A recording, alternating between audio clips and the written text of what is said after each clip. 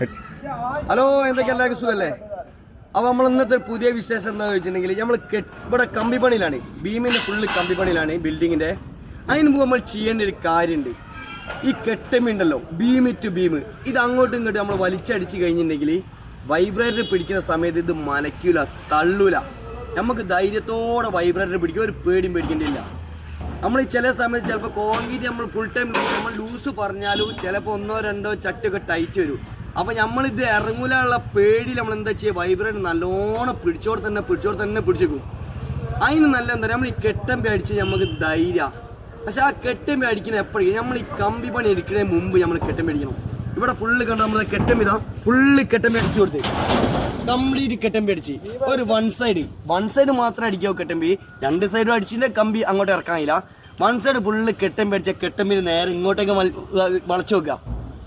എന്നിട്ട് പോലെ കമ്പി ഇറക്കിയ ശേഷം നമ്മൾ എന്ത് ചെയ്യുക, അങ്ങോട്ടേക്ക് വലിച്ചു കിട്ടുക. എല്ലാ ബീമിനും ഒരു രണ്ടെണ്ണി ചട്ട് കഴിഞ്ഞിട്ട് നമുക്ക് ഒരു പേടിയും പേടിക്കേണ്ടില്ല, ഒരിക്കലും ഇത് മലയ്ക്കില്ല. അപ്പോൾ ഇതിപ്പോൾ നമുക്ക് ഇടാൻ ഏറിപ്പോയിട്ടുണ്ടെങ്കിൽ നമുക്ക് ഒരു മിനിറ്റിൽ ഒന്നിടാം. പക്ഷേ ഇവിടെ കണ്ടോ, ഇവിടെ ഇട്ടാൽ ലേശം റിസ്ക്കാണ്. എന്താ പെട്ട റിസ്ക്? ഇവിടെ ഞാൻ വരുന്നതിന് മുമ്പ് കമ്പി കെട്ടിക്കഴിഞ്ഞതിനോട് ഈ കമ്പിൻ്റെ ഉള്ളിലൂടെ നമ്മൾ കൈയിട്ടടിക്കാൻ ഭയങ്കര റിസ്ക്കാണിത്.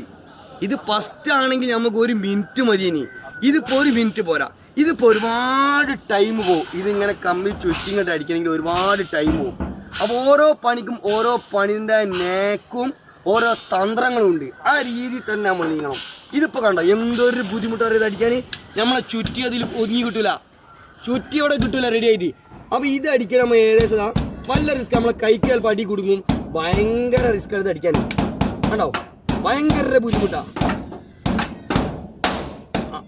അത് ഈ കമ്പി ഇത് ഇടുന്നതിന് മുമ്പാണെങ്കിൽ നമുക്ക് നല്ല സുഖമാണ്. ഇത് ഒന്നടിക്കുന്ന നേരം കൊണ്ട് നമ്മൾ മറ്റേ 3 അടിക്കുക. അപ്പോൾ അതാണ് അതിൻ്റെ മാറ്റം. ഓരോ പണി നമ്മൾ നോക്കി തന്നെ ചെയ്യണം. നോക്കി ചെയ്തിട്ടുണ്ടെങ്കിൽ നമുക്ക് കാര്യമാണ്. ഇപ്പോഴത്തെ കാലത്ത് വലിയ റൈറ്റുകളൊന്നും ഇല്ലാത്ത പണികളാണല്ലോ. അപ്പോൾ ഓരോ ശ്രദ്ധിച്ച് ചെയ്തിട്ടുണ്ടെങ്കിൽ നമ്മൾ പെട്ടെന്ന് പരിപാടികൾ തീർത്ത് നമ്മൾ വീട്ടിൽ പോവാം. ഓക്കെ, നമ്മളിതിന് സ്പാൻ കയറ്റിയ സമയത്ത് ഷീറ്റ് ഇടുന്നതിന് മുമ്പ് നമ്മൾ ഫുള്ള് സപ്പോർട്ട് അടിച്ചതാണ്, കംപ്ലീറ്റ് ചാരി കുത്തിയതാണ്. ഇത് മറിയാണ്ടെക്കാൻ വേണ്ടി ഒരുപാട് സംഗതി നമ്മൾ ചെയ്തതാണ്, സപ്പോർട്ട് ചെയ്തതാണ്. പക്ഷേ നമ്മൾ എത്ര സപ്പോർട്ട് ചെയ്തെന്ന് പറഞ്ഞിട്ട് ഒരു കാര്യമില്ല. ഈ കെട്ടമ്പി ഉണ്ടല്ലോ, ഈ കെട്ടമ്പി തന്നെ അടിച്ചാൽ ഇതുപോലെ നിൽക്കുള്ളൂ.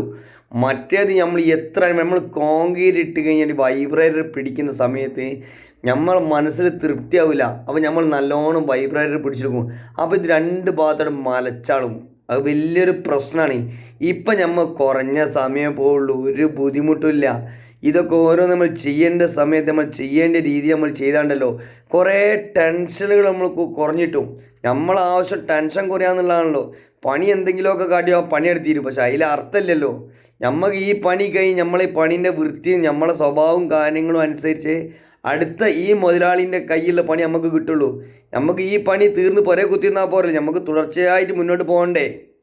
ഇതിൽ ഫുള്ള് നമ്മൾ കൊടുത്തത് ബീമിന് 20ൻ്റെ കമ്പിയാട്ടോ. ഇത് 16ൻ്റെ കമ്പി കൊടുത്താൽ മതി ചില സ്ഥലങ്ങളിൽ. പക്ഷേ ഇവിടെ അത് പറ്റൂല. എന്തുകൊണ്ടാണ് ഇവിടെ പറ്റാത്തത്?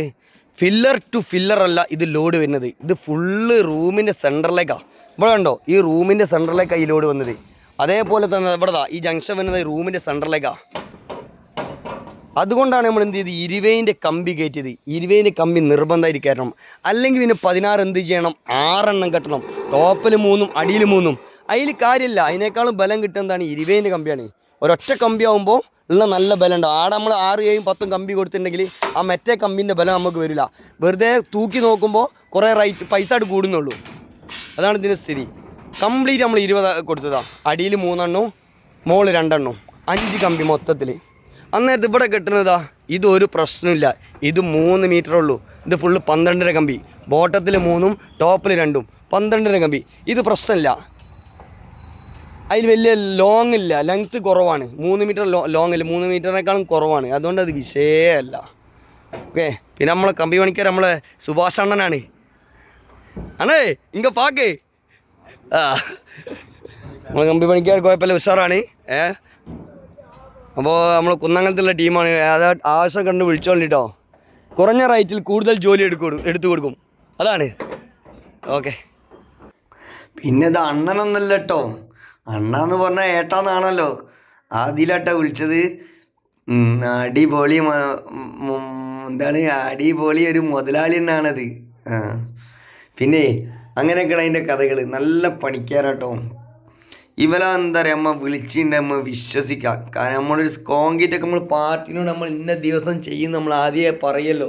സാധനം മെറ്റീരിയൽസും സാധനങ്ങളൊക്കെ റെഡിയാക്കാൻ വേണ്ടി പാർട്ടിനോട് നമ്മൾ പറയും ചൊവ്വാഴ്ച കോൺക്രീറ്റ്, തിങ്കളാഴ്ച കോൺക്രീറ്റ്, ഇത് 4-5 ദിവസം നമ്മൾ ഓരോട് പറയല്ലോ. അപ്പോൾ നമ്മൾ ഇവലൊക്കെ ഇവലെ വിളിക്കുന്ന സമയത്ത് ഇവര് കുഴപ്പമില്ല, ഇവലൊരു 10-15 ആൾക്കാരുണ്ട് ഇവലെ ടീമിൽ. അപ്പോൾ ഇവര് കാര്യം ഏറ്റെടുത്താൽ അത് വൃത്തിയിൽ കറക്റ്റിന് പോയി തീർക്കുന്ന ആൾക്കാരാണ്.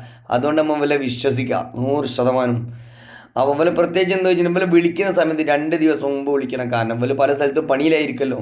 അപ്പോൾ നമ്മൾ പണി ഏകദേശം നമുക്ക് എന്നാ വേണ്ടി വെച്ചാൽ 2 ദിവസം മുമ്പേ ഇവരെ വിളിച്ചിട്ടുണ്ട്. ഇവർ സംഗതി സെറ്റാണ്. ഇവർ വന്ന് ഉള്ള വൃത്തിയിൽ തീർത്തരും. പിന്നെ ഇവരെ സൈറ്റിലാക്കി നമ്മൾ ധൈര്യത്തോടെ നമുക്ക് പോകാനുള്ളടത്ത് പോവാം. ഒരു പേടിയും പേടിക്കേണ്ട. നമ്മൾ വില വെയ്ത്താലെന്ന് പറഞ്ഞാൽ അങ്ങനെ ഇങ്ങനെ ആക്കൊന്നും പറയണ്ട. ഓല വൃത്തിയിൽ വേണ്ട രീതിയിൽ കൈകാര്യം ചെയ്യും. നമ്മളില്ല വിചാരിച്ച് ഉഴപ്പിക്കൂല.